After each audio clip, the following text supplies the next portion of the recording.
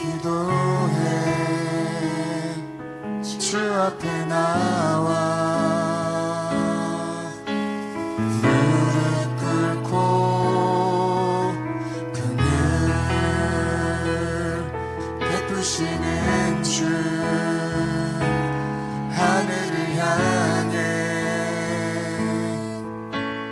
두 손 들고 우리 한 번 더 고백하겠습니다. 우리 함께 기도해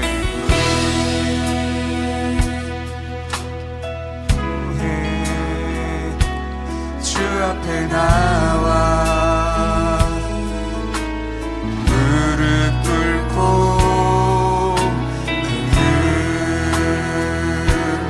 베푸시는 주 하늘을 향해 두 손 들고 하늘 문이 열리고 은혜의 빛을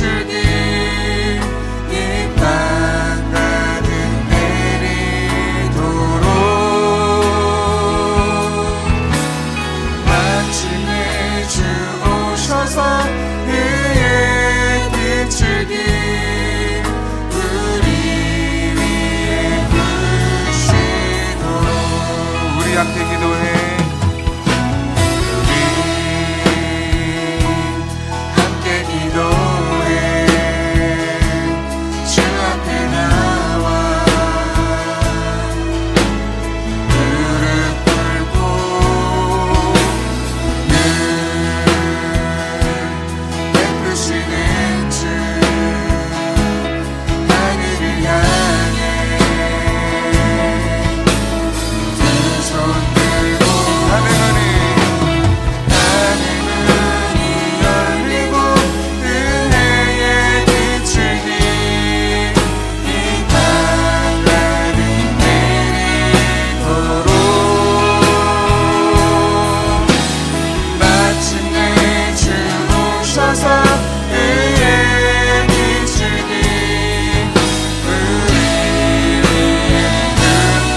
목소리 높여서 찬양하실 때 우리 함께 기도해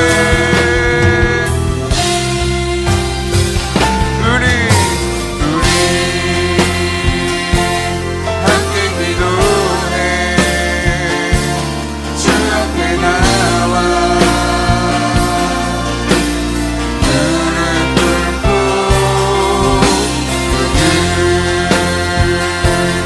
베푸시는 주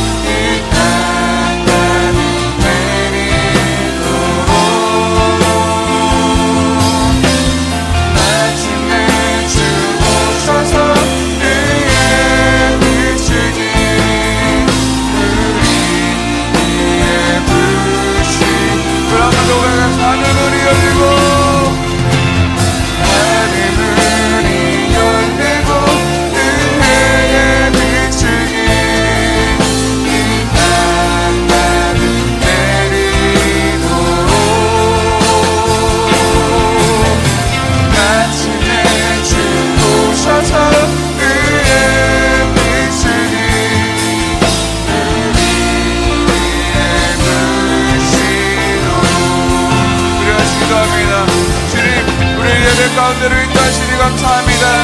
우리의 마음을 주의 은혜로 풍성히 덮어 주시옵소서. 주의 은혜가 폭포수와 같이 우리에게 부어 주시옵소서. 우리 같이 통성으로 기도합니다. 주여 하나님 아버지 이 시간 가운데 우리를 사용하시고 우리 가운데서 주님의 바라보는 이 시간이 예수처럼 주여 도와주옵소서. 하나님 아버지 폭포수와 같은 은혜를 우리에게 부어주셔서 하나님의 나라를 우리가 반복해 바람을 실들어 주여 우리를 붙들어 주옵소서. 주님의 나라가 여 가운데 임재하게 해주시옵시고 우리 마음문을 열어 주님께로 나아가길 원합니다. 주님 우리를 사용하여 주옵소서. 우리를 강력하게 인도하여 주옵소서. 성령 충만하게 하여 주옵소서. 성령님 하나님 여 가운데 오셔서 주님의 나라가 선포되게 하여 주옵소서. 주님 우리를 완벽히 부어주시옵소서. 주님 도와주시옵소서. 우리를 부어주시옵소서. 주님 나아가게 주님 그 모든 것들로 우리가 하나님의 강구하며 나아가오니 우리를 사용하여 주시고 나아가게 하여 주시옵시고 오늘 주님 앞에는 나아가시도록 주여 도와주옵소서. 우리의 생각들과 걱정들과 근심들과 떠나가게 하여 주시옵시고 상처 입은 모든 마음을 치유하는 이 시간에 있도록 주여 도와주시옵소서. 주님 우리를 부어주시옵소서.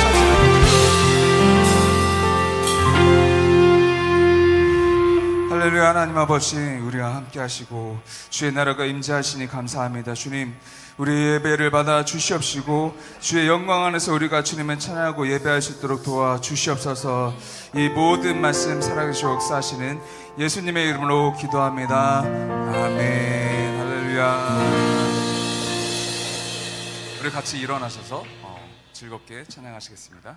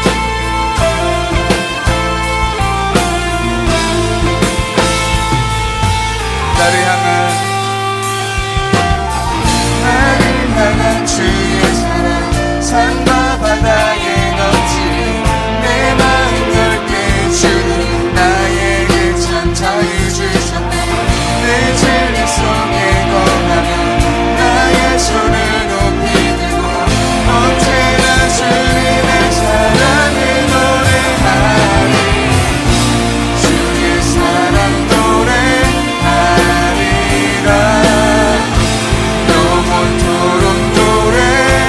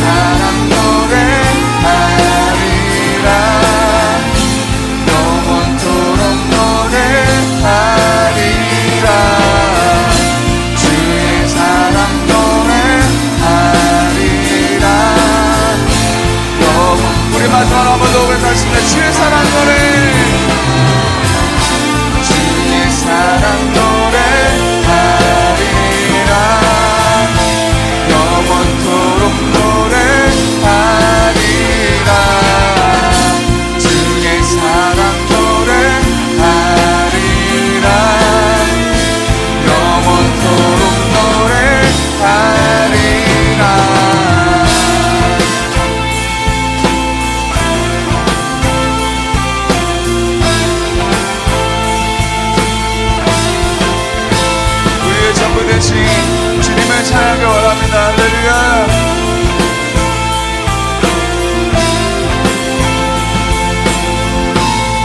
이 모든 영광 주님께 올려드립니다. 할렐루야. 아멘. 우리 더욱더 큰 기쁨으로 찬양하시겠습니다.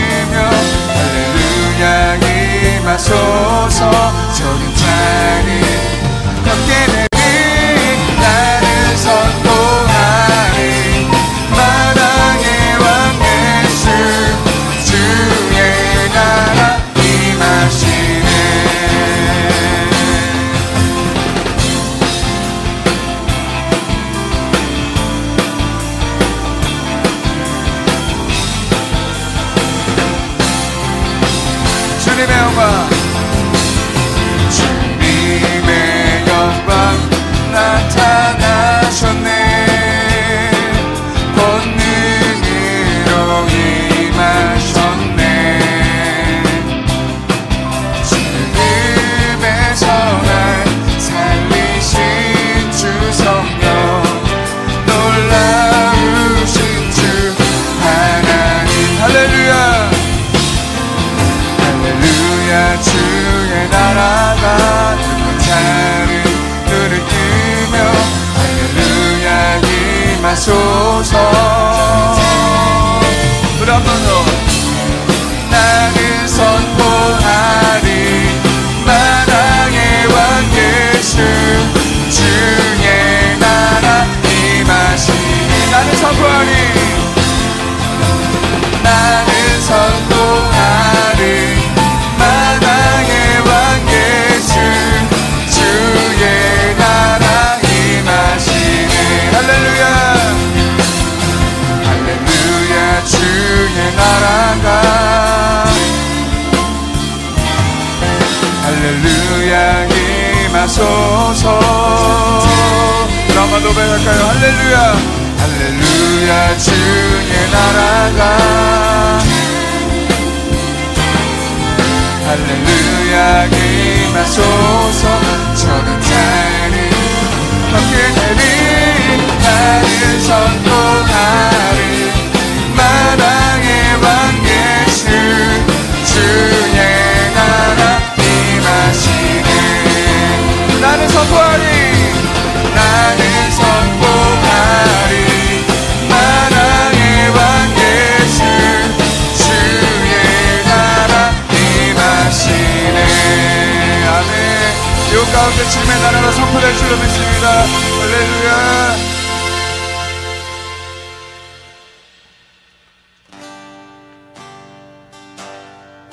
세상 모든 민족이 구원을 얻기까지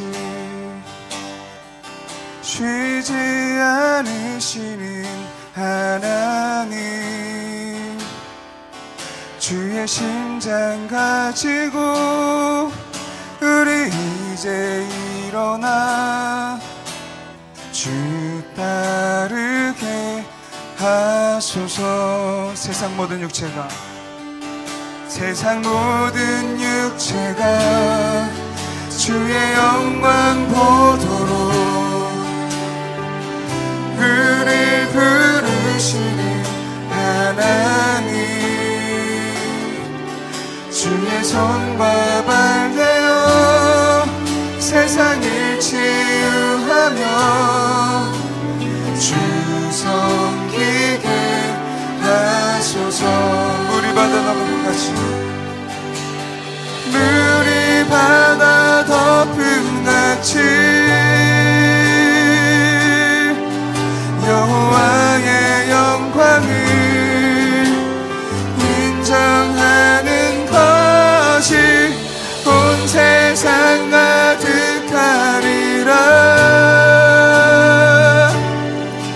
물이 바다 덮은 같이, 물이 바다 덮은 같이, 물이 바다 덮은 같이.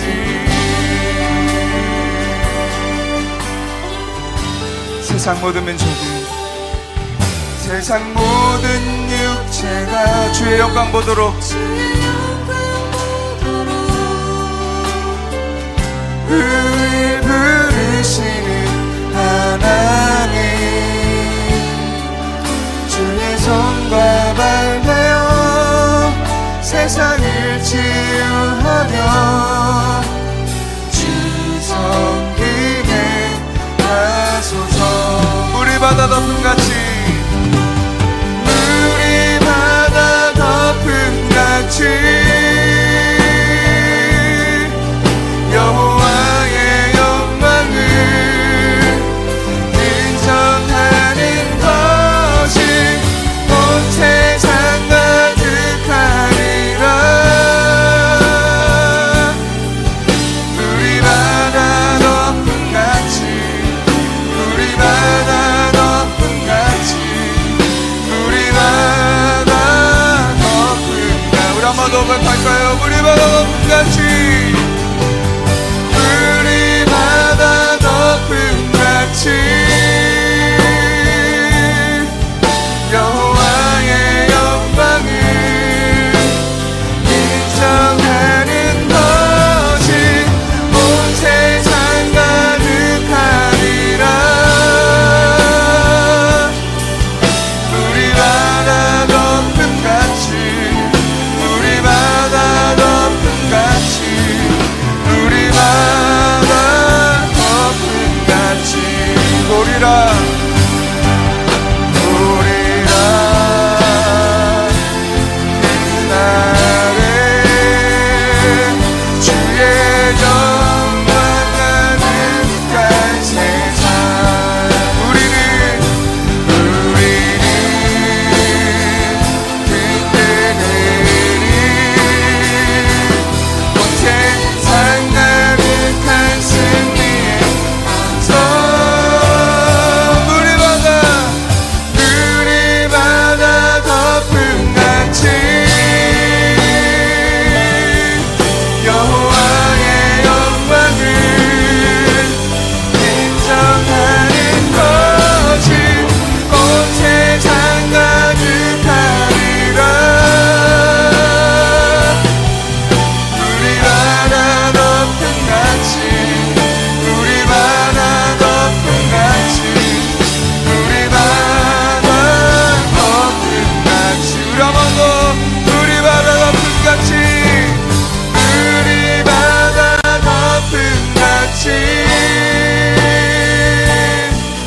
여호와의 영광을 인정하는 것이 온 세상 가득하리라. 물이 바다 덮은 같이, 물이 바다 덮은 같이, 물이 바다 덮은 같이. 우리 같이 기도합니다. 물이 바다 덮은 같이 성령이 영광과 가득 채워 주시옵소서. 주의 영광이 가득한 세상을 우리가 바라볼 수 있도록 도와주시옵소서. 주의 영광 바라보기 원하오니 우리의 예배를 받아 주시옵소서. 우리 같이 통성으로 기도합니다. 주여, 너희가 전에는 어둠이더니 이제는 주 안에서 빛이라. 빛의 자녀들처럼 행하라. 아멘. 할렐루야. 은혜로우시고 천지 만물의 창조자이신 하나님 아버지, 주일을 주님 앞에 나와 찬양과 경배를 드릴 수 있음에 감사와 영광을 올려드립니다. 주님, 오늘 이곳 예배의 자리에 있는 지체들은 세상의 달콤한 유혹과 방해에도 불구하고 주님의 말씀을 듣고 주님이 주시는 축복과 은혜를 누리기 위해 예배의 자리에 온 귀한 지체들입니다. 주님 앞에 온 이 귀한 지체들을 주님께서 보호하여 주시고 삶의 문제를 해결하여 주시고 그들을 방해하는 어둠의 세력을 멸하게 하여 주시옵소서. 귀한 예배의 자리에 있는 저희들이 주님의 말씀을 들을 수 있도록 영적으로 깨어있게 하여 주시옵소서. 주님이 주시는 말씀을 삶에서 실천하게 하여 주시고 말씀을 붙들고 살아가는 성령 충만한 일꾼이 되게 하여 주시옵소서. 말씀을 듣는 지체들에게 성령님께서 역사하여 주시고 회복과 평안, 자유와 해방을 누릴 수 있는 건강한 그리스도인이 되게 하여 주시옵소서. 예배의 자리에서 온전히 전능하신 하나님을 만날 수 있도록 하여 주시옵소서. 사랑해 주 하나님, 우리 예의교회 청년 공동체를 위해서 기도합니다. 예의교회의 모든 청년들이 같은 말, 같은 마음, 같은 뜻으로 같은 예배를 맺게 하여 주시고 돈에게 1500 비전을 하나 되게 하여 주시옵소서. 주님, 지금은 사역방학 기간입니다. 사역방학 기간에도 영적 견고함이 무너지지 않도록 저희들의 마음을 지켜주시고 주님의 풍성한 은혜와 축복으로 살아갈 수 있도록 하여 주시옵소서. 주님, 청소년부를 졸업하고 청년부로 올라와 새롭게 젊은 예배 참석하는 신입 청년들이 있습니다. 그들의 젊은 예배에 잘 정착할 수 있도록 하여 주시고 앞으로의 미래의 길을 주님께서 인도하여 주시고 온전한 주님의 일꾼이 되게 하여 주시옵소서. 주님, 한 주간의 삶을 돌아보고 회개합니다. 저희들은 세상의 유혹, 사탄의 계략에 넘어가 죄를 짓기도 하고 삶의 현장에서 문제와 부딪혀 낙심, 좌절, 실망에 빠질 때도 있었습니다. 낙심과 좌절 속에서도 주님을 의지하고 주님을 찬양하고 주님을 향해 간절히 기도하고 부르짖어 간구하는 자가 되도록 하여 주시옵소서. 세상의 것을 추구하고 세상과 타협하고 편견과 고정관념보다 세상을 살아가다 보니 저희들은 주님을 삶의 주인, 온 세상의 주인으로 모시지 않고 자기 자신의 주인으로 모시는 죄를 지었습니다. 인생의 주인을 주님으로 모시지 않은 저희들의 죄를 용서하여 주시고 죄를 회개할 수 있도록 하여 주시옵소서. 오로지 주님의 말씀대로 살아가는 자가 되게 하여 주시고 하나님 나라 안에서 주님의 통치 안에 살아갈 수 있도록 하여 주시옵소서. 사랑해 주 하나님, 나라와 민족을 위해서 기도합니다. 추운 날씨 속에서도 주님께서 우리 민족의 건강과 체력을 지켜주시고 육체적 영적으로 지치지 않도록 하여 주시옵소서. 고물가 고금리 시대에 살아가다 보니 서민들의 삶은 더욱 힘들어지고 있습니다. 속히 민생이 안정될 수 있도록 주님께서 손길을 더하여 주시고 사람들의 여유가 회복될 수 있도록 하여 주시옵소서. 나라의 지도자와 정치인들이 둘로 분열되어 민생을 뒤로하고 서로 다투고 기득권을 지키는 것에 목매어 있습니다. 주님, 나라의 지도자들이 하나님을 두려워하도록 하여 주시옵소서. 항상 낮은 자세로 나라를 이끌어가게 하여 주시옵소서. 세계 곳곳에서 일어나고 있는 전쟁이 속히 종결되어서 세계의 평화가 찾아오고 경제 질서가 안정되고 바로 설 수 있도록 하여 주시옵소서. 주님의 은혜와 축복 가운데 3주간의 세일의 새벽 기도회를 마칠 수 있음에 감사드립니다. 새벽 기도회에 받은 은혜와 성령 충만함으로 2024년도 하나님의 은혜를 사모하고 예배와 기도의 자리를 지킬 수 있도록 하여 주시고 한 해를 살아가는 원동력이 되도록 하여 주시옵소서. 주님, 내일부터 3일간 부산 풍성한 교회에서 두날개 국제 컨퍼런스가 진행됩니다. 목사님과 많은 성도들이 참석하는데 3일간의 컨퍼런스를 통해 축복과 은혜가 넘치는 귀한 시간이 될 수 있도록 하여 주시고 먼 길을 오고 가는 성도들의 건강과 체력을 지켜 주시옵소서. 사랑해 주 하나님, 선교사를 위해서 기도합니다. 필리핀을 파송된 정영준 선교사를 주님께서 기억하여 주시고 성령 충만함으로 필리핀 현지에서 주어진 사명을 감당할 수 있도록 능력과 지혜를 허락하여 주시옵소서. 필리핀 현지에 파송된 선교사들의 건강과 체력을 허락하여 주시고 사역을 능히 감당할 수 있도록 하여 주시옵소서. 물질적, 재정적으로 부족함이 없도록 주님께서 항상 채워주시고 필리핀 현지에도 두날개 일꾼을 세워지게 하여 주시고 필리핀 현지인들에게도 예수 그리스도의 복음을 뿌리내릴 수 있도록 하여 주시옵소서. 사랑해 주 하나님, 말씀 잘하신 담임 목사님을 위해서 기도합니다. 목사님에게 말씀의 능력을 더하여 주시고 말씀을 듣는 귀한 지체들에게 성령 충만을 기름 부어 주시옵소서. 담임 목사님이 두날개 1500 비전 성취를 위해 말씀의 능력으로 날마다 새로워지게 하여 주시옵소서. 목사님에게 좋은 성품을 허락하여 주시고 넓고 풍성한 마음을 허락하시어 어떤 상황에서도 넉넉함이 잃지 않도록 하여 주시옵소서. 목사님의 가정에 평안과 기쁨, 축복이 넘치게 하여 주시고 모든 필요를 채워 주시옵소서. 예배의 시작과 끝을 하나님께 모두 맡겨드립니다. 예배를 통해 하나님께 찬양과 경배드리고 감사와 기쁨, 축복과 은혜가 넘쳐날 수 있도록 하여 주시옵소서. 우리에게 말씀의 능력과 은혜를 주시는 하나님께 감사드리며 우리 주 예수 그리스도의 이름으로 기도드립니다. 아멘. 자, 우리 하나님 말씀 같이 보겠습니다. 요한복음 19장 38절로 42절. 하나님 말씀을 같이 봅시다. 요한복음 19장 38절로 42절.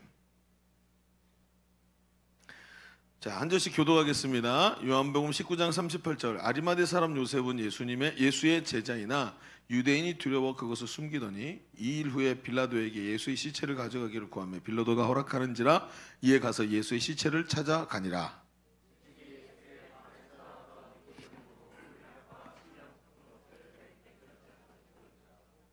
이에 예수의 시체를 가져다가 유대인의 장례 법대로 그 향품과 함께 세마포로 쌌더라.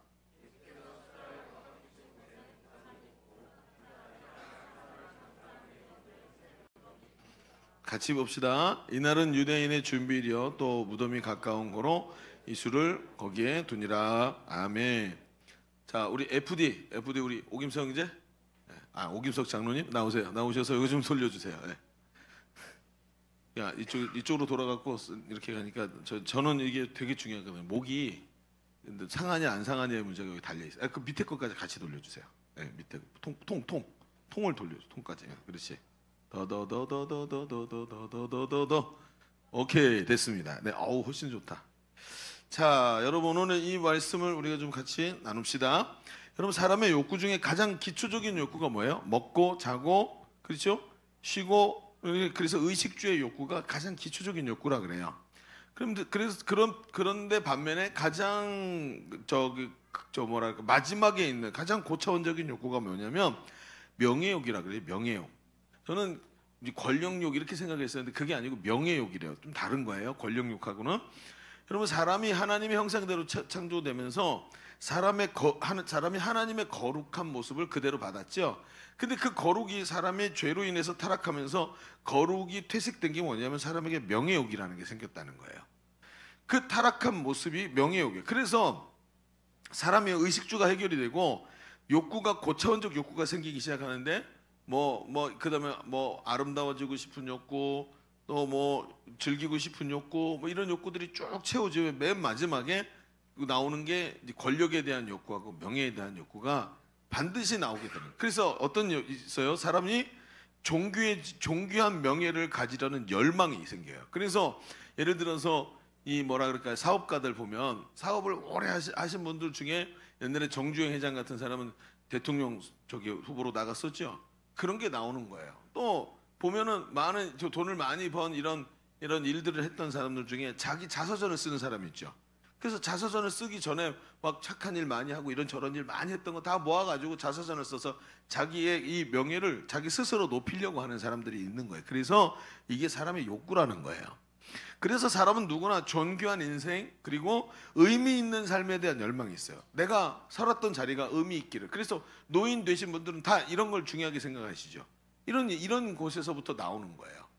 그런데 반대편에 이런 존귀한 것에 대한 욕구가 있는데 반대편에 우리의 이런 욕구와는 또 다른 마음이 존재를 해요. 이렇게 되고 싶지만, 이렇게 거룩한 삶, 존귀한 삶, 의미 있는 인생이 되고 싶지만 반대로 그렇게 되는 것이 두려운 마음이 있는 거예요. 삶에 왜 그러냐? 만약에 이렇게 된다면 정말 많은 대가를 치러야 되는 것도 부담스럽고 귀찮은 일이 많아지는 것도 싫고 지금의 편안한 삶을 살고 있는데 이것을 침해당하거나 무언가를 포기하는 것이 너무 싫어요. 존귀하고 싶지만 두렵다는 거죠. 부담감이 있는 거예요. 옳은 길을 가고 싶고 더 좋은 하나님 앞에서 옳다 인정받는 삶을 살고 싶지만 오늘보다 더 내일이 나은 모습이고 하나님 앞에서 인정받는 삶이 되기를 원하지만 그것에는 반드시 어려움이 있기 때문에 부담이 뒤따르는 거예요. 그래서 욕구가 뭐예요? 중간에 있지 않고 제일 마지막 욕구인 거예요. 그 마지막 욕구를 중간으로 가져오는 게 그래서 힘든 거예요. 오늘 성경에 그런 사람이 한 사람 나와요. 그런 어떤 사람이요?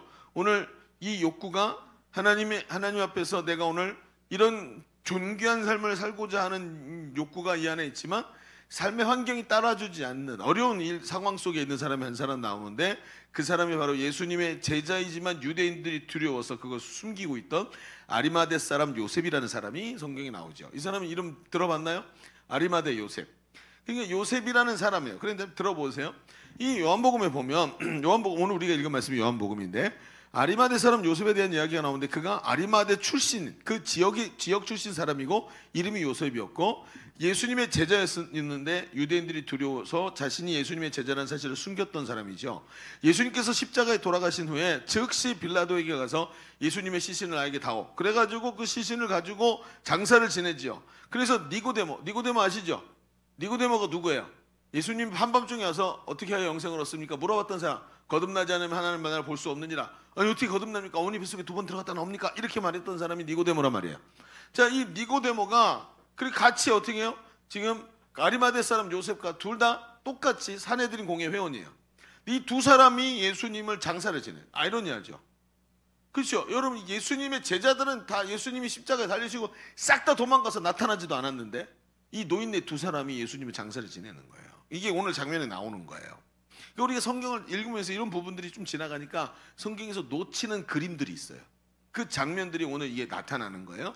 그런데 다른 복음서에 보면 요한복음의 이 내용과 똑같이 중복되는 내용들이 복음서에 기록이 돼요. 그래서 이제 공간 복음서에만 같이 나오는 이야기들이 있고 또 사복음서에 다 같이 공통적으로 나오는 내용이 있는데 사복음서에 공통적으로 나오는 얘기는 별로 많지 않아요. 그런데 이 사람 얘기가 공통적으로 나와요. 보세요. 마태복음에 보면 뭐라고 써 있냐면 아리마대 요셉은 부자다 하고 소개가 돼 있어요. 이 사람 부자예요. 예수님의 시체를 정한 세마포로 싸서 깨끗한 세마포. 그러니까 자기가 죽으면 쓰려고 했던 뭐예요? 수의. 깨끗한 세마포로 싸서 자기 소유의 새 무덤에 장사시킨 거야. 이 사람들은 이 무덤을 땅 파갖고 묻는 게 아니죠. 동굴을 만드는데 벽을 파면 산을 파면 거기 동굴이 생기고 그 동굴 안에다가 시신을 넣고 뚜껑을 닫죠. 이런 식으로 간단 말이에요. 그러니까 이 사람들이 이 아리마대 사람이 부자이고 자기 나이가 있고 그런데 자기가 이제 죽을 날이 가까우니까 자기를 위해 무덤을 만들었는데 그 무덤에 예수님을 장사했다는 거예요. 마가복음에 보면 뭐라고 되어 있냐면 그가 존귀한 공회원이래요. 이미 존귀한 자야.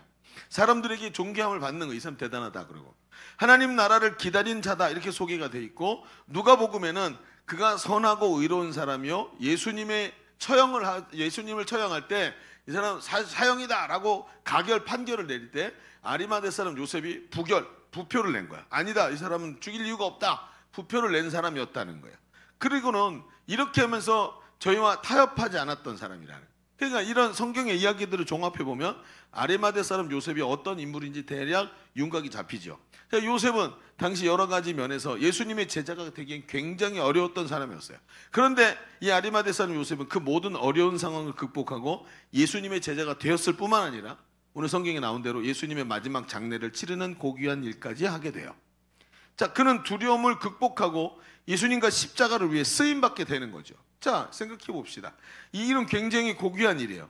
이 일은 굉장히 하나님께서 이 아리마대 사람 요셉에게 허락해 주신 굉장히 고귀한 일인데 그 거룩한 일을 위해서는 어떻게 해요? 부담이 엄청 큰 거예요. 지금 이 일을 하고 나면 어쩌면 공회에서 추방당할지도 몰라요. 어떻게 이 일을 하고 나면 자기가 예수님의 제자였다는 거 33살밖에 안 되는 젊은이의 제자로 살아. 이 노인네가 게다가 유대인의 최고의 이 결정기관에 있는 사람이 그러니까 이때부터는 어려운 일이 발생할 거라는 거예요. 자, 우리가 생각하는 것과 굉장히 부합하는 데가 많죠.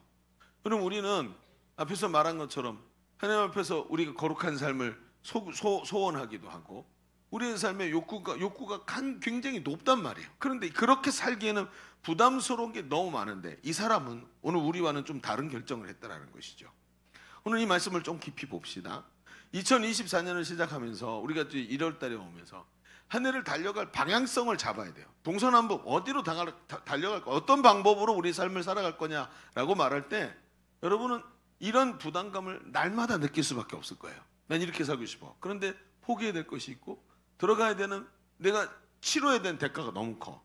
근데 이 사람은 도대체 어떻게 했길래? 이 사람은 여기서 뭘 하고 있었나? 무슨 생각이 있었을까? 하면서 좀 오늘 말씀을 좀 깊이 봤으면 좋겠다는 거예요. 그러면서 하나님께서 주시는 마음의 부담감을 어떻게 이끌고 가고 있는지 그 내용을 좀 바라봅시다. 자, 주보를 펴시면 주보 3면에 오늘 말씀의 제목은 두렵지만 존귀한 인생. 앞에는 우리가 얘기하면서 어떻게 해요? 하려고 하지만 두려워. 그죠? 이게 오늘 얘기의 시작이었죠. 존귀한 삶을 살고 싶지만 우리가 지불해야 되는 게 너무 많고 힘들어, 두려워. 그런데 오늘 말씀의 제목은 두렵지만 존귀한 인생이라는 제목인 거예요. 뒤에 가면 아, 이렇게 되는구나 하는 느낌이 좀 드실 수도 있어요. 자, 우리 두 가지 얘기를 해봅시다. 첫 번째 아리마대 요셉은 용기 있는 예수님의 제자였습니다. 이게 첫 번째, 용기 있는 예수님의 제자였다. 이게 무슨 뜻일까?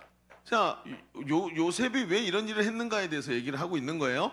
자, 앞에도 얘기한 거지만 겹치겠지만 좀 얘기를 들어봅시다. 요셉이라는 이름은 이스라엘에서 굉장히 흔한 이름이죠. 여호와께서 더하실 것이다 라는 뜻을 갖고 있어요. 그런데 그는 존귀한 공회원이고 부자였죠. 그의 집은 아리마대 성에 있었고 아마도 유지로 상당한 영향력을 가지고 있었다고 생각이 돼요. 백성의 장로로서 공회원의 자격을 갖고 있었어요. 그러니까 여러분, 국회의원을 각 지방에서 다 뽑듯이 그 지방에서 가장 유력한 사람들을 뽑아서 왜 가톨릭에서 교황 선출하듯이 공회 회원들, 추기경 선출하듯이 그렇게 선출을 해서 공의회 회원이 되는 거예요. 그래서 이 사람 백성들의 장로여야 되고, 그러면서 심지어는 이 산헤드린 공의원 선출하는 것에서 매우 신중하게 봤기 때문에 도덕적으로, 육체적으로, 율법적으로 흠이 없어야 되는 이런 사람이죠. 덕망 있고 많은 이런 경험을 갖고 있어야 되는 사람이죠. 또한 그 사람들은 법률, 과학, 언어, 그리고는요 그 율법 이런 게 능통한 사람들이었어요. 그들은 자신이 속한 지역에서 다 재판관이었고, 재판을 하고 그 사람들의 이 삶에 대해서 자기들이 판단을 하고 이렇게 가자 저렇게 가자 했던 사람들이라는 거죠.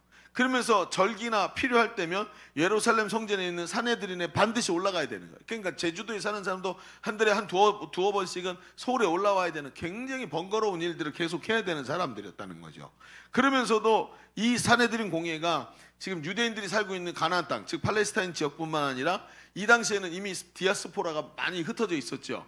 그래서 그 디아스포라 흩어진 로마에 사는 유대인들과 그 회당에 산헤드린 공회의 결정이 영향력을 미칠 정도였다는 거예요. 그러니까 산헤드린 공회의 이 힘은 대단했던 거예요. 그러면서 그들이 신정일치 사회에서 사법권, 행정권, 입법권 다 갖고 있었고 종교적 권위까지 갖고 있었어요. 무소불인 거죠. 모든 힘을 다 갖고 있는 게 이 사람들이고, 거기에 공회원이라는 것은 정말 여기서 성경이 말하는 것처럼 존귀한 자라고 칭함을 받을 수밖에 없는 이런 사람이었다는 거예요. 자, 이런 걸로 미루어 볼 때 이스라엘에서 그가 산헤드린 공회원이었다는 사실만으로도 존재한 존재였을 거예요. 이에 더해서 아리마대 사람 요셉은 특별히 하나님 나라를 기다리는 선하고 의로운 사람으로 평가되고 있었다는 거죠. 그런데 놀랍게도 마태복음과 요한복음엔 그 대단한 그 사람이 33살밖에 안 되는 예수님의 제자였다 라고 얘기를 하고 있어요. 제자였다. 이 노인네가 말이죠. 그런데 거기에 덧붙여서 또 말을 해요. 뭐라 그래요? 예수님의 제자였는데 유대인들을 두려워해서 자신이 예수님의 제자라는 사실을 숨겼다라고 말을 해요. 왜 숨겼을까요? 뭐가 두려웠길래? 앞에도 좀 얘기했습니다만 당시 유대인들, 특히 산헤드린 공회원들은 갈릴리 출신의 젊은 이 예수님, 그 당시에 사람들이 선지자다, 아마 엘리야가 살아났다라고 말했던 이 예수님이 센세이션을 일으키고 있는데 이 예수님을 달갑게 여기질 않고 있었어요. 산헤드린 공회가. 왜요? 여러분도 잘 아시지만 성경에 나오죠. 갈릴리에서 무슨 선한 것이 나오겠느냐 이런 얘기가 있어요. 그렇죠? 그러니까 뭐라 그래요? 지방을 좀 이렇게 안 좋게 말하는 거. 그렇죠? 그래서 서울은 대단하고 지방은 촌이고 뭐 이런 얘기들, 이런 식으로 얘기를 하는 거예요. 그러면서 갈릴리에서 무슨 선한 것이 나오겠냐 하면서 이 유대인의 속담이 유대 지역 사람들이 갈릴리 지역 사람들을 깔보고 있었다는 것을 알게 돼요. 실제로 문헌들을 살펴보잖아요. 갈릴리 지역 사람들의 성격이 괄괄하고 안정감이 없고 무례했다 그래요. 그게 문헌에 나와 있어요. 그러니까 갈릴리 어부들 그 촌이 살아난 사람들을 보면 저 무식한 놈들 이렇게 얘기했다는 거죠. 그러면서 평상시에 갈릴리 사람들이 그렇게 살다 보니까 어때요? 율법을 제대로 지키지 않았어요. 율법을. 성경에도 보면 그런 느낌들이 많이 있죠. 그러니까 예수님이 율법을 이제 그 보리밭을 지나갈 때 제자들이 보리를 훑어서 먹을 때 이거 까서 먹었다고 율법 딱 적용하니까 얼마나 세련돼요. 그렇죠? 세련되게 율법을 적용하는데 예수님이 딱 뭐라 그래요? 갈릴리 사람 다 이렇게 웃기고 있네 이러면서 얘기를 하시잖아요. 그러면서 거칠게 몰아붙이는 이런 모습들이 딱 갈릴리 사람의 전형적 모습으로 지금 성경에 나타나는 거예요. 그러면서 이 사람들이 평상시에 율법을 제대로 지키지 않으니까 거의 이방인 수준으로 취급할 정도로 굉장히 하대했다는 거죠. 그러니 백성의 지도자들이 갈릴리 출신의 예수가 기적을 일으키고 백성들에게 큰 인기를 얻고 있다고 들을 때 처음에는 반신반의했다가 나중에 보니까 진짜거든요. 나중에 어떻게 될까요? 자기들한테 예수님이 어떻게 해요? 돌을 던지기 시작하죠. 이 독사의 자식들아 막 이러면서 돌을 던지기 시작하시고 유대 바리새인들을 막 비난하고 이러니까 이 사람들이 어떻게 했어요? 불쾌하니까 이 예수님을 없애버리겠다고 시도를 하는 거예요. 이 같은 상황에서 사내들은 공의원이 내가 예수의 제자다 이런 게 나타나면 어떻게 될까요? 여러분, 그렇죠? 난리가 나는 겁니다 지금 이거. 그러니까 국회의원이 난 사실은 빨치산이야 그러면서 커밍아웃 하는 거야. 그건 난리가 나는 거예요. 이런 상황인 거예요 지금요. 그러니까 이것이 밝혀질 경우 이 사람은 공회에서 추출될 것이 뻔한 일이죠. 백성들 사이에서 매장될 것이 확실합니다. 니고데모도 마찬가지였죠. 그래서 니고데모는 어떻게 해요? 예수님을 만나고 싶은데 한밤중에 아무도 보이지 않는 곳에 몰래 찾아오죠. 이 두 노인네가 지금 자기들 눈에 보인 게 예수님이 지금 대단한 분인 거예요. 저 하나님 보내신 분이 맞구나 이런 생각이 드는 거죠. 여러분, 사람이 말이죠. 자, 이 상태로 좀 봅시다. 사람이 어때요, 여러분? 사람은요, 본성적으로 굉장히 이기적입니다. 자기 보호 본능을 가지고 있어요. 그래서 자기가 불리해지고 자기가 문제가 생기면 눈 감고 발 빼는 게 사람의 일반적인 생각이에요. 일반적인 형태예요. 그렇죠? 여러분, 승용차를 탈 때 승용차 아시죠? 운전석, 조수석, 뒷자리 중에 가장 안전한 자리가 어디래요? 승용차를 타고 갈 때 가장 안전한 자리. 에어백이 있는 조수석? 어디가 가장 안전할까요, 여러분? 제일 안전한 데는 운전석이에요. 그리고 두 번째가 운전석 뒷자리래요. 왜 그러냐? 왜 이렇게 말하는지 아세요? 내가 차를 운전하고 가다가 앞에서 차가 딱 사고가 나려고 그러잖아요. 사람이 무의식적으로 핸들을 튼다는 거예요. 그래서 운전석이 부딪히지 않게 한대요. 근데 옆에 누가 타고 있어요? 내 사랑하는 아내가 자식이 타고 있어도 그 순간 나도 모르게 돌린다는 거예요. 그래서 꽝 하고 부딪히면 아내가 죽고 자식이 죽는 거예요. 그러니까 첫 번째는 어디예요? 운전석부터 피하고 보죠. 그러니까 제일 안전한 데 운전석이고 두 번째는 운전석 뒷자리. 그렇죠? 옆에가 박히니까. 이 사람이 뭐예요? 기본적으로 사람이 자기 보호 본능이 있기 때문에 굉장히 이기적이고 본성적으로 그렇게 돼 있다는 거예요. 그런데 그럼에도 불구하고 이런 상황에 있던 아리마대 요셉을 보세요. 그는 예수님의 제자가 되고 심지어 위험을 무릅쓰고도 예수님의 장례식을 자기가 행하게 돼요. 왜 그랬을까요? 자, 이게 중요해요. 이제부터. 왜? 앞에 그 많은 얘기를 입에다가 모터를 단 것처럼 얘기한 이유가 이거 하나 때문에. 왜? 도대체 왜 이랬을까 이 사람이? 여러분, 그는 있잖아요. 그는 이 아리마다 사람 요셉은 본래 두려움이 없었을까요? 아니요, 그런 사람은 없어요. 누구나 눈에다가 이렇게 손가락 갖다 대면 눈꺼풀이 자동으로 닫히는 거예요. 자연스러운 거예요. 누구나 자기 보호 본능이 있어요. 그럼에도 그의 행동은 어떻게 이런 일이 일어날 수 있었을까요? 성경에 이유가 딱 나와요. 보세요. 마가복음 15장 43절을 봅시다. 마가복음 15장 43절 같이 읽어볼게요. 시작. 아리마대 사람 요셉이 와서 당돌하게 빌라도에게 들어가 예수의 시체를 달라 하니 이 사람은 존경받는 공회원이요 하나님의 나라를 기다리는 자라. 하나님의 나라, 하나님의 통치가 반드시 여기 임할 것이라고 믿고 기다리는 자라는 거예요. 자, 두 번째, 누가복음 23장 50절에 이렇게 써 있어요. 시작. 공회 의원으로 선하고 의로운 요셉이라는 사람이 있으니. 자, 보세요. 두 가지를 합쳐보니까 하나님의 나라를 기다리는 선하고 의로운 사람 요셉. 이 사람을 설명하는 성경의 말이에요. 요셉은 말이죠. 이 아리마대 요셉은 자신의 10년 가운데 들어오는 진리의 소리를 외면할 수가 없었어요. 하나님이 보여주시는데 영적으로 민감했던 그 심령이 어찌 이 땅에 육신을 입고 오신 하나님, 그 빛 대신 예수님을 외면할 수가 있었겠습니까? 이제 보이는 거예요. 가만히 보니까 예수님이 나타나는데 예수님이 하는 말을 들어보는데 사람들이 예수님의 이야기를 전달해서 들려주는데 이게 귀에 팍 꽂히는 거죠. 이게 진짜인데 하나님이 이걸 원하시는데 우리는 율법과 유전에 제 조상들의 유전에 사로잡혀서 옳은 게 뭔지 알면서도 하지 않는 이 지금 이 답답한 모습들을 봐. 근데 저 젊은 저 예수라는 분이 얼마나 깊이 있게 하나님에 대해서 말씀하시는지, 저분의 능력을 봐. 저분이 하나님이 보낸 메시아가 틀림없어.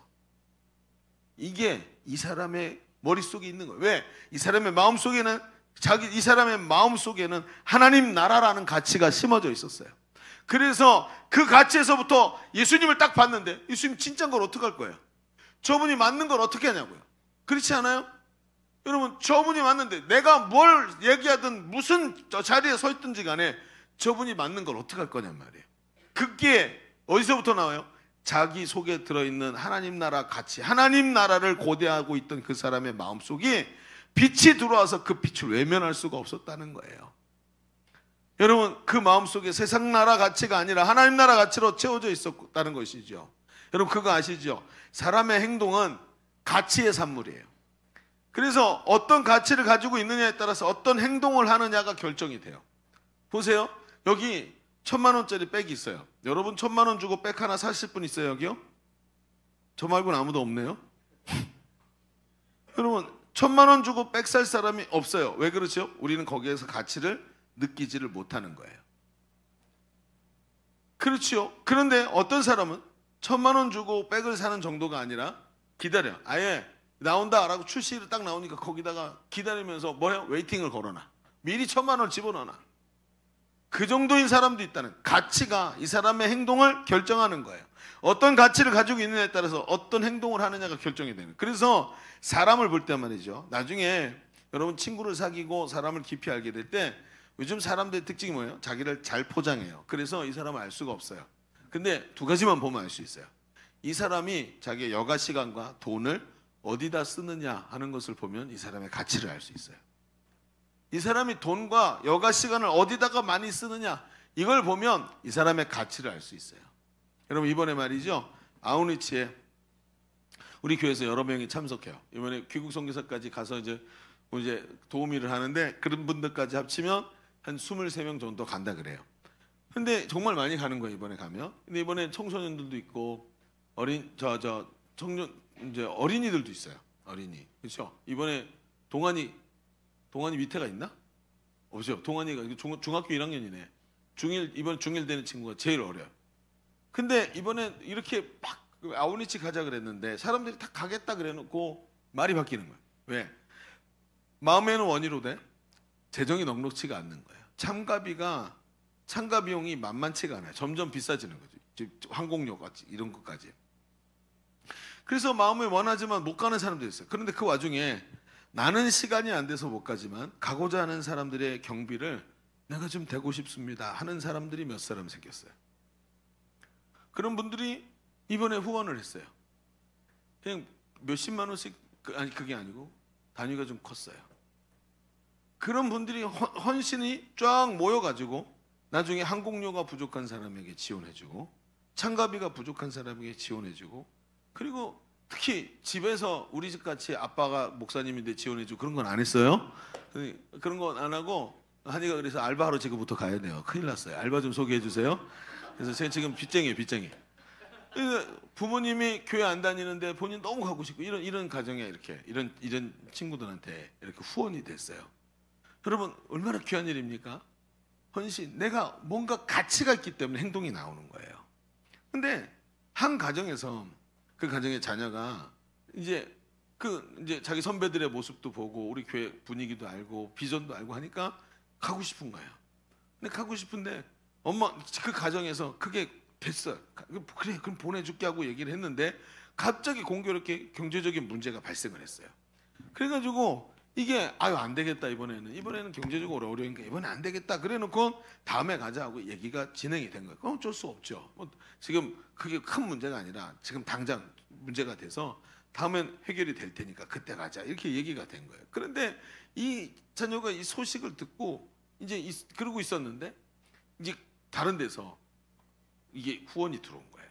어떻게 들어왔냐? 그분도 자기가 이제 아우니치 가려고 준비하고 있었는데 부족한 비용이 있었는데 누군가 이 아우니치 비용을 딱 대준 거예요. 완전히. 그리고 남았던 비용을 그러면 나도 이만큼 있었고 들어왔으니까 아싸 이건 돈 굳었네 얘기 아니라 이걸 누군가 가야 되는데 못 가는 사람한테 그걸 플로잉, 흘러가게 만들어준 거예요. 그래서 다른 분한테 주려고 그러다 보니까 이 가정에 이런 일이 있으니까 이걸로 차라리 이걸로 좀 보태서 가면 어떻겠냐고 여기다가 후원을 해준 거예요. 자기 거를.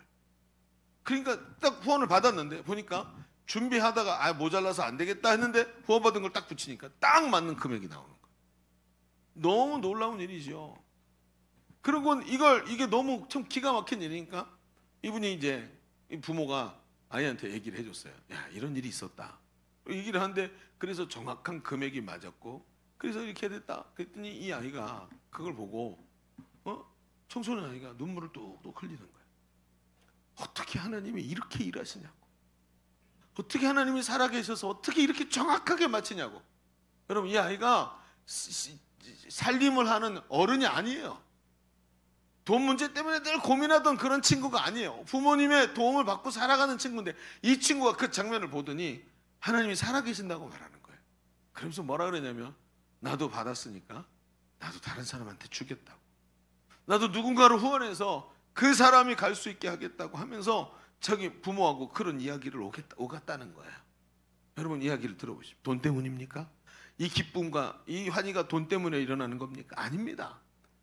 일하신 하나님이 발견되고 진리의 빛에 사로잡혀 하나님 나라 가치를 알고 그것을 위해서 헌신한 종들이 일하는 곳에 하나님이 개입하셔서 역사하신 줄로 믿습니다. 그렇죠. 이게 하나님 나라를 고대하는 사람에게서 이런 용기가 나오더라는 거예요. 아리마대 사람 요셉이 그렇게 불리한 상황에 있는데 자기가 신분이 노출되면 안 되는데도 노출하면서 그 일을 할 수 있었던 용기가 어디서 나오는 거예요? 바로 하나님 나라 가치가 그 사람 속에 있었다는 거예요. 하나님 나라를 고대하는 사람. 이 가치가 얼마나 중요한지 아세요, 여러분? 저는 이번에 말이죠, 이 말씀을 좀 묵상하면서 하나님 저한테 음성을 주시는 걸 들은 것 같아요. 제 마음에 깊은 감동이 오는데 하나님 말씀하시는 거예요. 야, 너 좀 뭐 잘못하는 거 있지 않냐? 가만히 생각을 하는데 하나님이 저를 이제 책망하시는 게 느껴지는 거예요. 여러분 목회자가 된다는 건 저는 그래요. 저는 참 목사님 아들로 태어나서 목회자가 되기를 참 싫어했는데 지금 저는 목회자가 된 게 너무 감사해요. 정말 이렇게 행복한 목회자가 또 있을까 하는 생각이 들 만큼 저는 너무 하나님 앞에 감사한 일이 많은데 그럼에도 불구하고 이번에 하나님이 하신 말씀은 저한테 굉장히 무서웠어요. 왜냐하면 야, 네가 담임 목사지. 예. 네가 주의 뜻을 위해 헌신하라고 말해야 되는데 너는 성도들이 부담스러워할까 봐 너는 헌금에 대해서 말하지 않고 하나님께 헌신하라고 말하지 않는다. 이 부분에서 아리마대 사람 요셉을 묵상하는 가운데 이건 큰 문제가 된다는 거예요. 계속 하나님이 저에게 묵상 속에서 말씀하시는 거예요. 반에도 학교 가면 반에 1등부터 꼴등이 있다. 그치? 예. 그때 선생이 교사된 자가 꼴등이 안타깝다고 모든 수업을 꼴등에게 마치면 그 반이 어떻게 될까? 그렇죠? 그럼 아이들이 다 꼴등이 되는 거예요. 그렇죠? 그러면 가만히 저기 생각할 시간을 주시는 거예요. 사람이 말이죠, 하나님 나라 가치에 사로잡히는 것이 정상입니다. 그렇다면 기준을 거기다가 둬야 되고 그만큼 믿음이 성장하지 않은 사람이 그 안에 있다면 믿음이 성장한 사람의 그 모습들을 헌신과 모습을 보고 어느 날 자기도 성장했을 때 그 사람처럼 행동하는 게 정상이라는 거예요. 내가 받았으니 나도 나중에 남한테 주겠습니다. 이게 정상이라는 거예요. 그렇죠?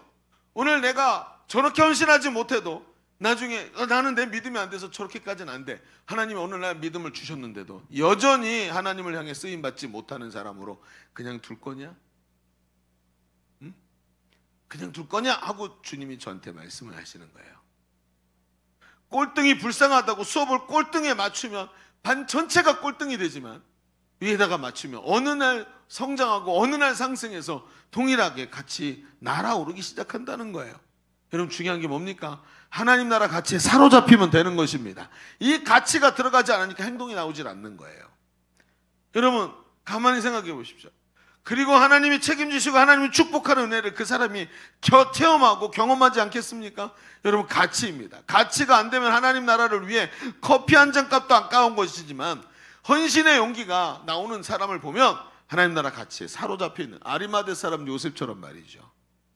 이제 그의 용기는 그의 용기 있는 행동의 출처가 보이기 시작해요. 아리마대 사람 요셉의 행동이 어디서 나왔을까요? 그가 진리의 빛 아래서 하나님 나라 가치에 사로잡혀 의로운 일을 분별해낸 거예요.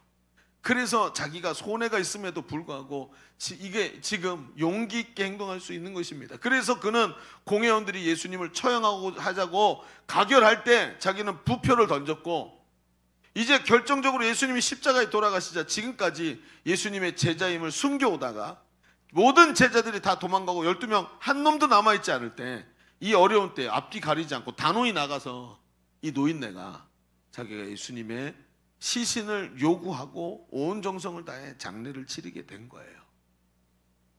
여러분, 여러분에게 촉구합니다. 용기 있는 그리스도인 되시기 바랍니다. 용기가 있어야 되는 거예요.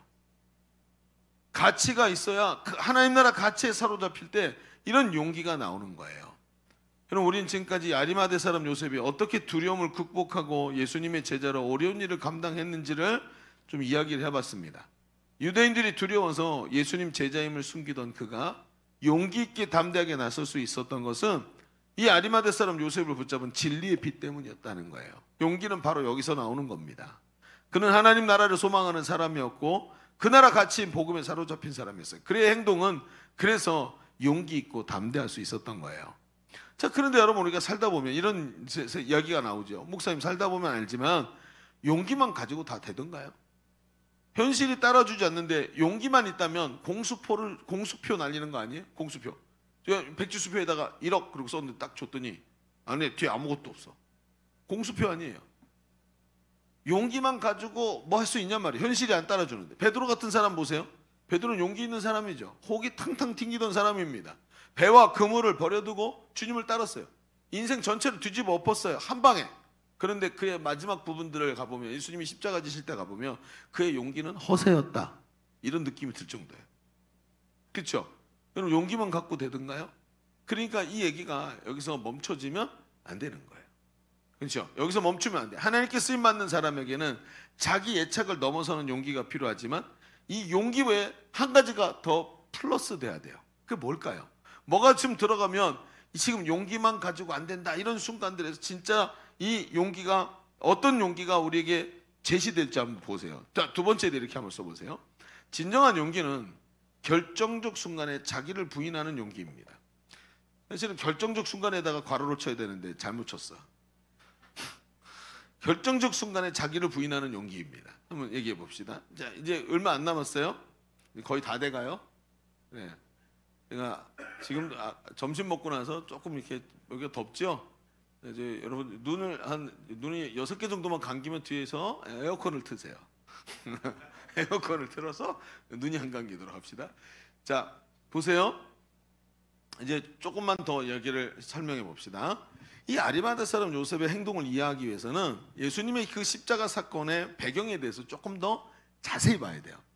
여러분, 전 성경을 볼 때 새로운 게 막 보일 때가 제일 재밌어요. 자세히 보면 와, 이런 게 있었네, 이런 생각이 들어요. 한번 들어보세요. 아마 못 들어봤던 얘기가 나올 수도 있어요. 그럴 때 이렇게 쓰세요. 목사님 이단이 아닐까? 이렇게 못 들어봤던 얘기는. 자, 들어보세요. 금요일 저녁과 이제 안식일이라는 게 있죠, 여러분. 안식일이 언제? 토요일이에요, 그죠? 근데 언제 안식일이 시작되냐면 금요일 날 해지면 안식일이에요. 그래서 하루라는 게 우리는 이게 하루가 넘어가죠. 이 사람들은 해지면 그 다음 날이고, 그 다음 하루가 지나고 나서 해질 때 그 다음 날이 되는 거예요. 이런 개념이 있어요. 자, 그럼 한번 생각해 봅시다. 여러분, 이제 일몰이 돼서 안식일이 됐어요. 안식일이 돼요. 근데 예수님께서 십자가에 달리신 것이 안식일 예비일인 금요일 아침 9시예요. 그러니까 목요일 날 겟세마네 동산에서 기도하시다가 잡히시고 밤새도록 신문 받으신 거예요. 이놈들이, 군중들이 모이면 예수님 붙잡았다고 난리치고 막 폭동이 일어날까 봐, 밤에 군중들 갈 때.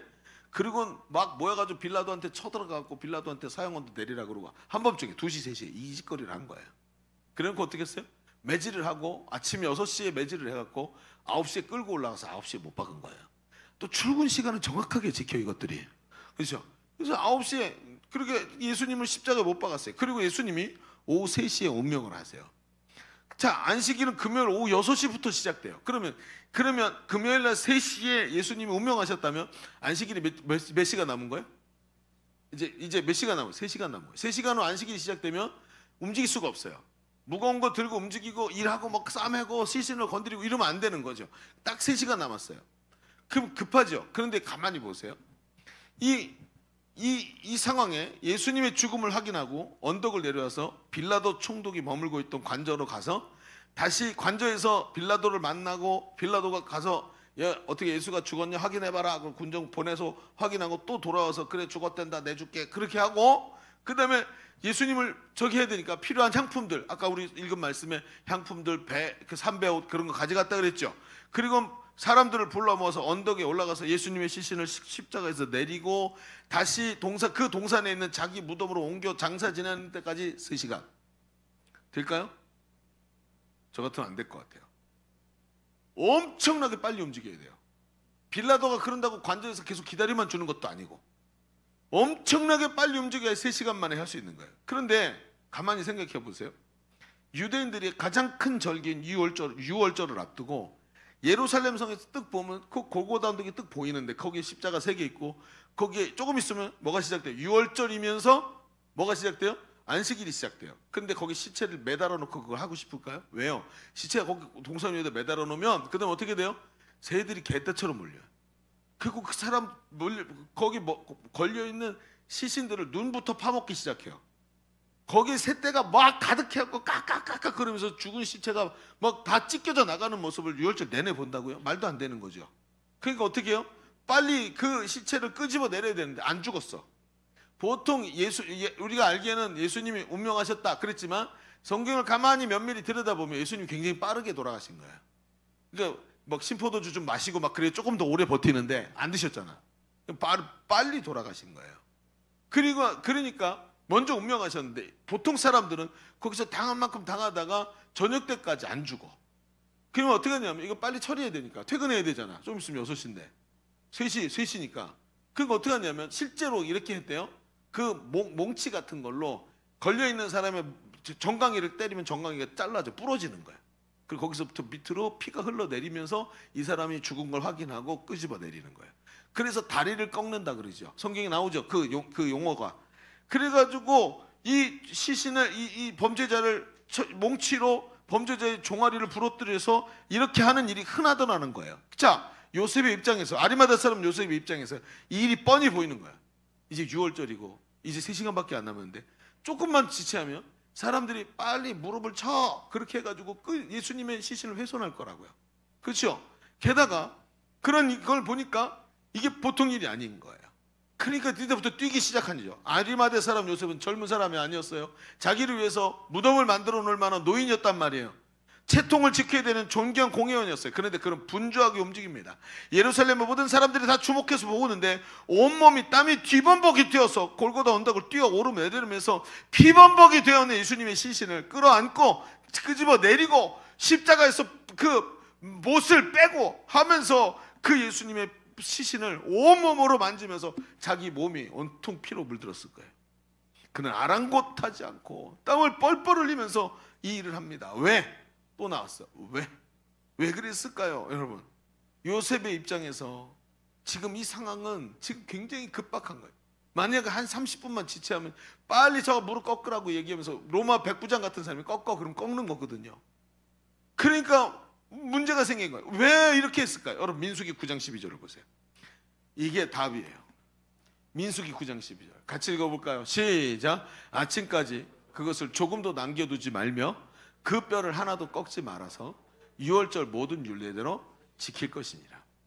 자, 이게 뭐냐면 유월절에 이 어린 양을 잡아서 문설주에 피를 바르고 하는 유월절 행사를 할 때 그 양고기를 먹는 방법이에요. 뼈를 꺾지 마라.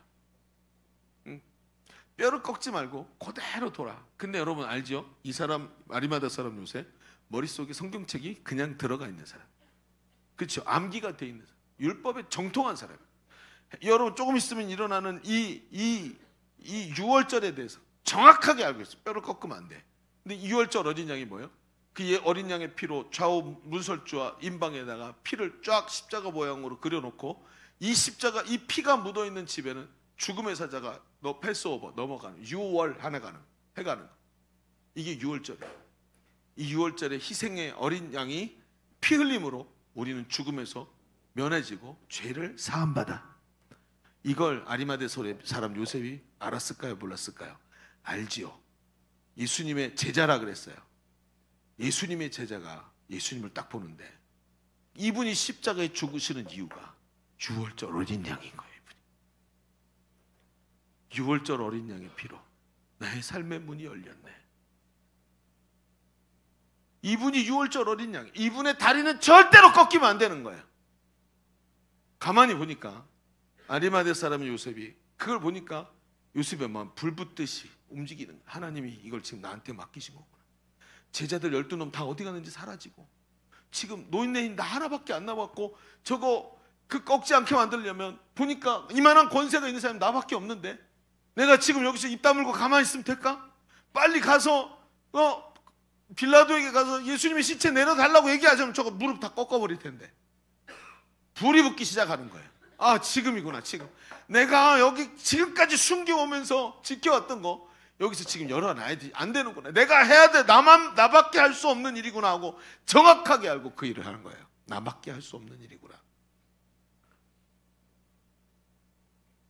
아리마대 사람 요셉의 헌신은 예수님의 시신이 그 같은 치욕적인 처치를 당하지 않도록 보호하면서 6월절 어린 양 되신 예수 그리스도가 6월절 그 양처럼 뼈가 꺾이지 않고 그 6월절 어린 양이 바로 그 예수님이라는 그 말씀의 예언이 성취되는 일에 자기가 쓰여야 된다는 걸 알고 있었던 거예요. 그래서 땀을 뻘뻘 흘리면서 미친 듯이 뛴 거예요. 용기만 갖고 되는 게 아니야.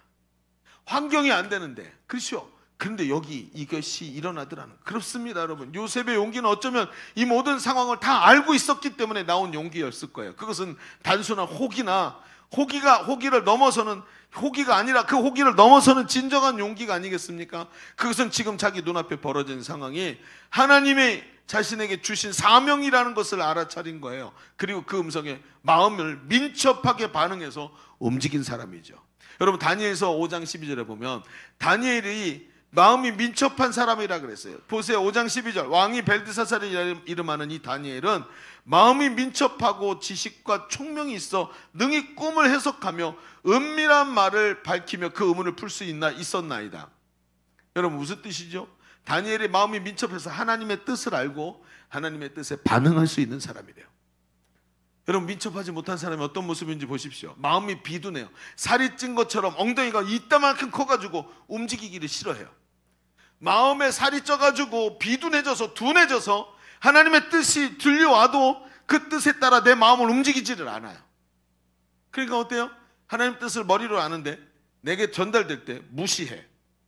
하나님의 뜻이 조금 있으면 시행될 텐데 나는 그 축복의 자리에 가지 않고 무시하고 앉아서 민첩한 것은 고사하고 비둔해서 불순종의 자리에 서 있을 때가 너무 많은 거예요. 그런데 이 사람 보세요. 아리마대 사람 요셉, 이 노인 되신 이 양반이 마음이 어때요? 민첩해요. 이게 하나님이 나한테 지금 맡기신 일이구나. 내 평생에 제일 중요한 일을 드디어 내 모든 걸 걸고 하게 됐구나. 그리고 하는 거예요.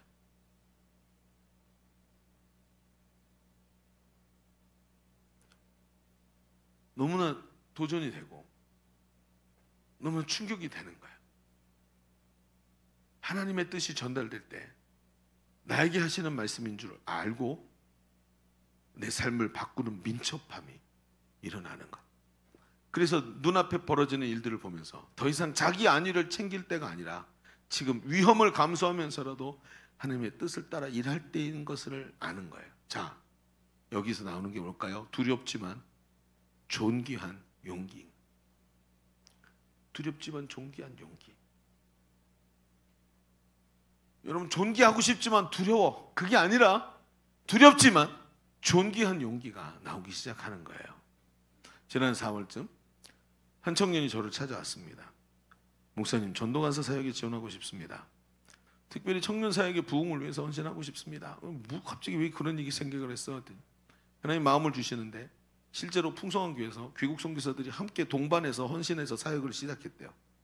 근데 그때 엄청난 부흥의 역사가 일어나는데 같은 마음을 주셔서 열정적으로 청년들 여러 사람이 한꺼번에 사역해서 그때 청년 공동체가 확 성장하면서 많은 영혼들이 구원받았던 그런 일화가 있어. 그것에 너무 하나님의 마음에 감동을 주시면서 그 마음을 가진 사람들을 서너 정도가 마음의 헌신을 하기 위해서 준비하고 있습니다. 그러는 거예요. 근데 저한테 그래요. 목사님, 근데 한 가지 걱정이 있습니다. 뭔데? 간사 사역을 하면 교회에서 사례비 안 줘요? 다 자비랑 사역이에요. 근데 그래도 베스트 만나면 선물이라도 주고 밥이라도 함께 사주고 커피 사줘야 될 거 아니에요. 그러니까 그것을 위해서 전도비를 교회에서 지급을 해요. 근데 이게 네 사람, 세 사람, 네 사람 모이면 절대로 작은 금액이 아닌 거예요. 딱 그러는 거예요. 목사님, 간사를 이렇게 무더기로 사역을 시작하면 교회가 재정이 넉넉하지 않은데 준비가 될까요? 제가 그게 걱정이에요. 그러는 거예요. 자, 제가 뭐라고 얘기했을까요? 뭐라고 얘기했을까요? 걱정하지 마라. 너희가 그렇게 한다면 빚이라도 내야 된다. 이건 하나님 뜻이다. 제가 아마 2초도 생각 안 했을 거예요. 이게 당연 들으면서 이게 하나님의 의지인 줄 알겠는 거예요. 왜? 아무한테나 이렇게 안 하시거든요. 하나님 의지다. 그러면서 막 빚이라도 내라 막 호기를 부렸죠. 현실은 어때요?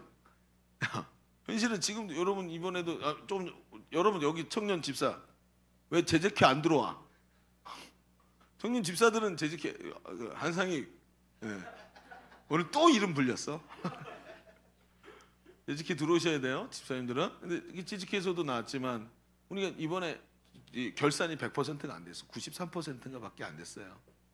그러니까 이게 얼마나 어렵겠어요. 그때 때마침 어떤 일이 벌어졌냐면 15단계 선교사가 파송되지 못할 것 같다라는 결론이 드디어 확정이 된 거야. 못 간다.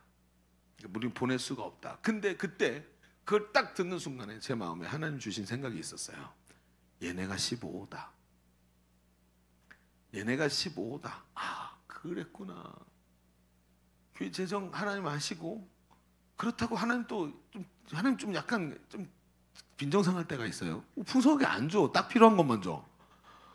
얘네를 보내라. 얘네가 15다 딱 그러시는 거야. 아, 그렇구나. 이거 어떻게 곱셈을 해보니까 딱 사역비도 선교사 파송비용하고 딱 똑같은 거야.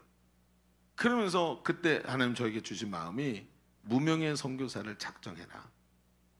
누구인지 알 수 없지만 하나님의 일을 위해서 우리가 계속 헌신하기 위해서 무명의 선교사를 후원하겠다고 작정해라. 작정을 했어요. 근데 딱 그 금액이 작정됐어요. 딱 그 금액이 작정됐어. 물론 헌금은 거기에 택도 안 되게 들어왔다는 거. 왜? 앞에 없으니까. 무명이니까. 근데 이 친구들이 딱 이제 이렇게 되고 나는데, 그리고 제가 와서 호소를 한 거예요. 우리 성도들한테. 여러분, 우리가 어차피 6개월에 한 명씩 보내서 한 달에 두 명을 계속 후원하지 않았습니까? 이거 한 달에 2명 보내라고 3만 원, 3만 원, 5만 원, 5만 원 그랬는데 그 중에 하나 빼면 살림 좀 나아지십니까? 하고 누구한테 비슷하게 얘기를 했어. 살림 좀 나아지십니까? 뭐 아니요. 그럼 계속 합시다. 어떻게든 이렇게 하면 이거 가지고 하나님 일하지. 담임 목사 가져가는 것도 아닌데 합시다. 다 하겠대. 근데 또 헌금은 안 하더라고. 작정은 했는데. 그리고 그렇게 해서 하게 됐어요. 근데 연말이 됐는데 진짜 일이 성사가 된 거예요. 저는 이런 생각을 했어요. 아, 제가 계획이 바뀌어서 이렇게 해서 못할 것 같아요. 직장 취직해야 돼서 어쩌고저쩌고 얘기할 것 같았는데 이 친구들이 쫙 모여서 온 거예요. 근데 그 얘기를 들어보니까 이 처음에 말했던 친구가 이 설득시키려고 간 게 아니라 자신들이 하나님 앞에서 계속 몸부림친 거예요. 하나님 직접 가셔서 말씀하셨어요. 마치 아리마대 사람 요셉의 마음을 하나님이 어루만지시듯이 지금 이 시대에 내가 하나님께 꼭 헌신해야 되는 당위성들을 하나님 계속 말씀하신 거예요. 나중에 저랑 같이 양육을 받고, 그 중에 한 친구가 나 양육을 받고 있었는데 양육 받다가 나누면서 눈물을 터뜨리면서 이야기를 쫙 끄집어내는, 헌신하겠다고. 모두가 다 그렇게 해서 헌신을 했어요. 저는 말입니다, 얼마나 기뻤는지 몰라요. 저는 이 친구들의 미래를 내가 막는 꼴이 될까 봐 말을 못했는데 하나님은 이들 개인에게 찾아가셔서 두렵지만, 그렇죠, 고귀한 용기를 불어넣어 주셨어요. 그냥 용기가 아니라 두렵지만 존귀한 용기를 주셨어요. 한 해 계획을 다 미루고 지금이 바로 그때구나. 정확한 시간에 하나님의 때인 것을 알고 그때 지금이구나 하고 마치 자신의 모든 커리어를 던진 이 아리마대 사람 요셉처럼 하나님께 던지게 만드셨어요. 지난해부터 저는 다음 세대에 대한 하나님의 도전을 받고 있었습니다. 청소년, 청년, 어린이 사역에 변화가 일어나야 된다. 특히 청년 사역에는 엄청난 변화가 필요하다. 계속 하나님 저한테 도전을 주고 논문을 쓰는데도 귀찮게 만드시더라고요. 계속 말씀하시는 거예요. 하나님, 논문 끝나고 할 텐데 이거 왜 자꾸 이러십니까? 네가 안 할 것 같다 그러면서 계속 나한테 부담을 주시는 거예요. 그런데 그도 있다가 귀국 선교사로 돌아왔죠. 김지현, 이상은이 둘이 돌아왔습니다. 그래서 저는 이 친구들 갈 때부터 얘네가 어떻게 갔는지 여러분이 모르는 내용 저는 알고 있습니다. 엄청나게 하나님께 엄청난 헌신을 했어요. 그리고 자기 손에 아무것도 쥐지 못하고 갔어요. 1년 사역하고 돌아왔어. 제가 이런 생각이 들어요. 얘네 가스비 뭘로 낼까? 뭐가 있어야지. 이상은이 허리 아파갖고 아직 취직도 못했는데 어디 갔어 이상은? 응? 근데 뭘 가지고 지금 얘는 먹고 사나 이렇게 생각하고 있는 거예요. 근데 하나님 계속 김전을 이렇게 내가 노려보고 있더라고. 노려보고 있다가 어느 날 상황이 되고 하나님 막 이끌어 가시는데 제가 어느 날 주차장에 나갔는데 김전이 딱 들어오는 거예요. 그래서 제 아내랑 앉아있다가 차에서 창문 딱 내리고 지현 집사, 네 목사님 좀 이따 오늘 바빠? 아니요? 너 오후에 잠깐 시간 될까? 네? 그랬고 그럼 그때 만나자. 그럼 3시에 만나자. 그랬고 뭐 있어요. 딱 하고 3시에 딱 와가지고 제 아내랑 같이 목양실에서 김전 집사를 만났네. 만났고 얘기했어요. 김전 집사, 귀국 선교사인데 둘 중에 한 사람이 전도관사 사역하면 어때? 하나님 부르시는 것 같지 않아? 그렇게 얘기를 했어요. 김지현이 이렇게 대답을 하는 거예요. 목사님, 아까 주차장에 있을 때 목사님이 이따 3시에 만나자 그럴 때 딱 머리에 떠올랐대요. 이거 간사하라는 말씀이다. 이런 생각이 딱 들어요. 이게 90%고 10%는 뭐일 거다 이렇게 생각을 했대요. 머리는 하여튼 끝내줘요. 목사님의 뱃속에 들어갔다 나왔다 해. 근데 그래놓고는 이런 생각을 딱 그 생각이 들자마자 이렇게 생각했대요. 오늘 목사님 만약에 간사하라 그러면 딱 1초도 쉬지 않고 알겠습니다 라고 대답해야지. 이런 생각이 들더래요. 자기 생각을 안 했는데 마음이 들어와 버렸대요.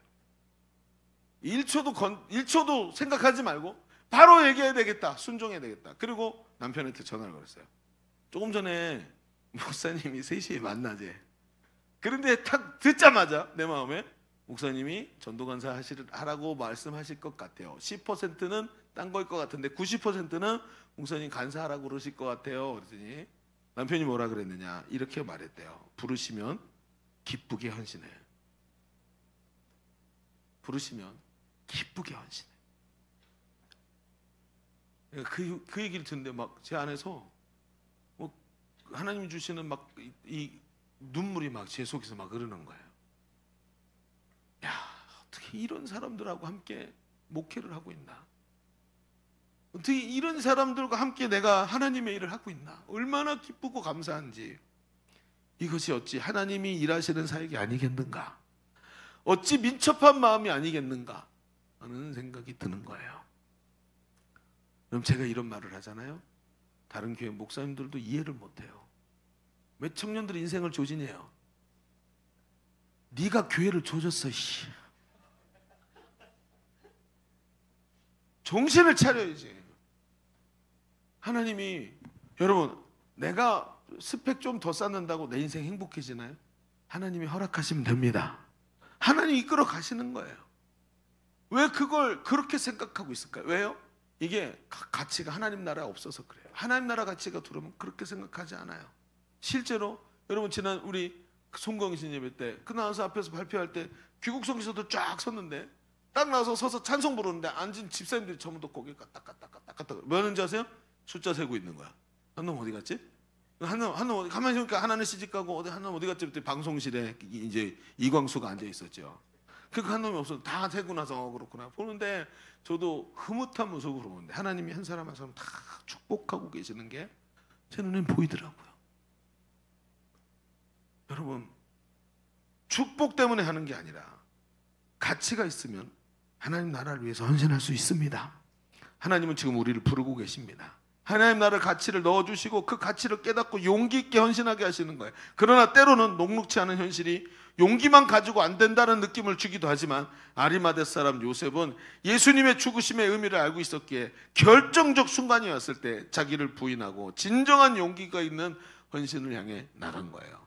앞에 얘기했죠. 용기만 갖고 안 돼요. 아니요. 용기만 가지고도 되는데 문제는 뭐냐 하면 내 안에 결정적 순간이 왔을 때 자기를 부인하는 헌신이 없기 때문이에요.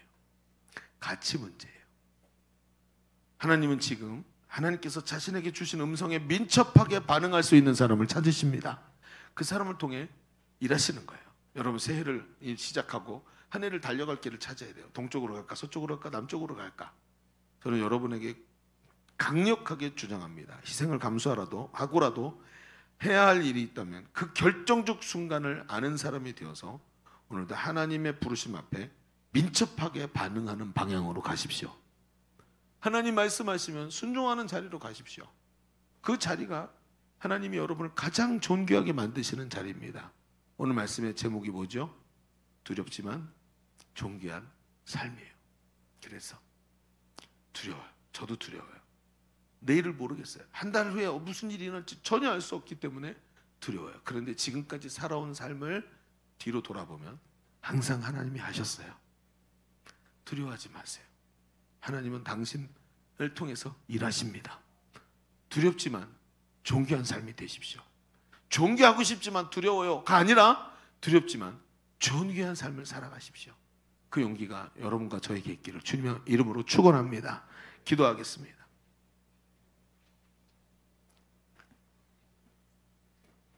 저는 때로 하나님 우리를 용사로 불렀다고 믿어요. 용사는 용기가 있어야 돼요. 두려워해서는 안 돼요. 그 이미 싸움에 진 거예요. 저는 우리 청년들이 용사이기를 바랍니다. 두려워하지 마십시오. 하나님 당신과 함께 하십니다. 오늘 이 말씀의 은혜를 붙잡고 우리 하나님의 부르심 앞에 참된 그 용기를 가지고 두렵지만 그 하나님 앞에서 정말 두렵지만 하나님 앞에서 고귀한 이 헌신의 사람으로 서게 하여 주옵소서. 우리 말씀을 붙잡고 같이 하나님 앞에 기도하겠습니다. 함께 기도합니다. 주여 할렐루야. 아버지 하나님 주님 인도하소서.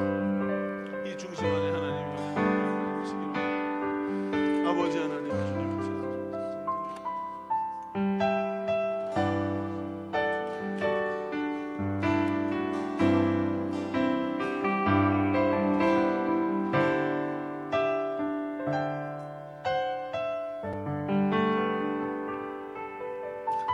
여러분 오른손에 가슴에 얹으십시다. 지금도 우리 마음속에 너무 두려움이 많아요. 실패한 인생 될까봐. 여러분 하나님이 허락하지 않으면 절대로 실패하지 않아요. 성공도 하나님이 허락해야 되는 것이고 쓸모없는 자가 될까봐 하나님이 존귀하다 여기시면 절대로 쓸모없는 자가 되지 않아요. 여러분 용기를 내세요. 우리 안에 있는 두려움이 예수 이름 떠나갈지어다. 인생을 향한 두려움아 예수 이름으로 떠나갈지어다. 하나님 부르심 앞에 서고 하나님이 나를 사용하실 때 하나님 앞에 기꺼이 내어드릴 수 있는 우리의 마음이 되기 원합니다. 하나님 나를 사용하여 주옵소서. 나를 통해 내 인생을 통해서 주님의 영광이 드러나게 하여 주옵소서. 나의 아버지 안에 있는 두려움이 사라지게 하여 주시옵시고 하나님 앞에 하나님 헌신의 자리를 나설 수 있는 하나님의 일꾼들 되게 하여 주옵소서. 주님 내 심령을 담대하게 하여 주옵소서. 나를 통해 일하여 주옵소서. 우리 주님 앞에 기도합니다.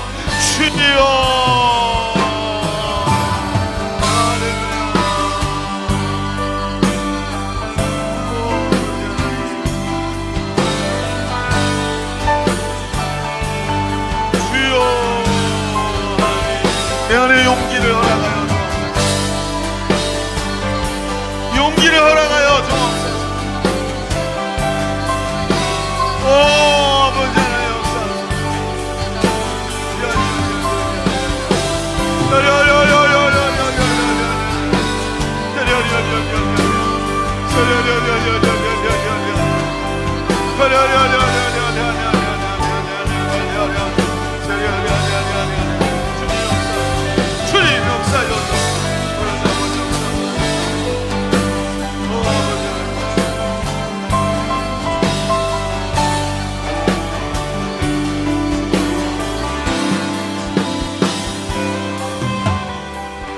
주님 우리 안에 두려움이 있습니다. 인생을 살아가면서 세상적 가치관으로 보면 조금만 삐끗해도 우리는 저 나락으로 떨어질 수밖에 없는 그런 존재입니다. 그래서 두렵습니다. 그러나 두렵지만 하나님이 존귀한 자리로 부르실 때 하나님 앞에 헌신의 모습으로 설 수 있는 자 되기를 원합니다. 어느 순간에 섰든지 하나님이 내 인생의 주인이시고 주관자이심을 알고 두렵지만 존귀한 용기를 가지고 두렵지만 존귀한 인생을 살아내는 우리 청년들 다 되게 하여 주옵소서.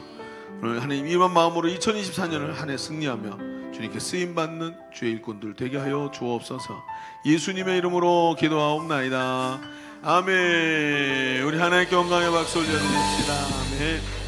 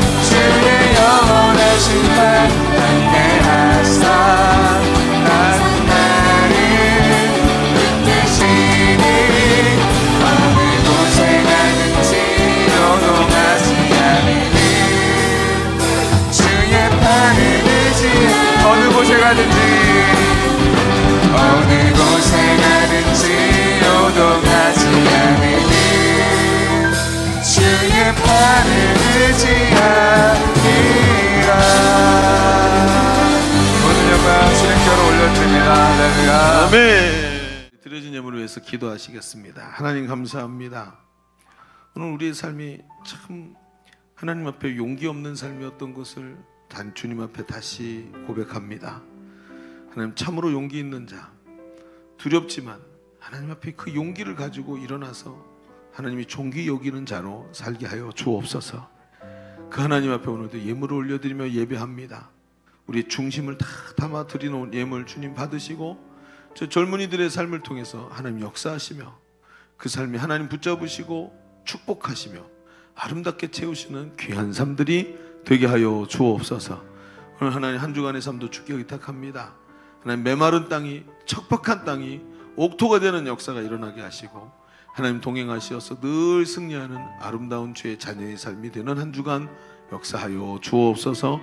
하나님께 모든 존귀 영광 올려드립니다. 이제는 우리 구주 예수 그리스도의 은혜와 아버지 하나님의 지극하시고 만극하신 사랑하심과 성령님이 교통하시고 내주하시고 함께 하시는 은혜가 오늘 모여 예배하는 모든 우리 젊은이들 머리 위에, 우리의 삶과 가정과 삶의 현장 위에, 주가 핏값으로 사신 주님의 몸된 교회 위에, 열방의 선교사 위에 이제로부터 영원토록 함께 계시기를 간절히 축원하옵나이다. 아멘.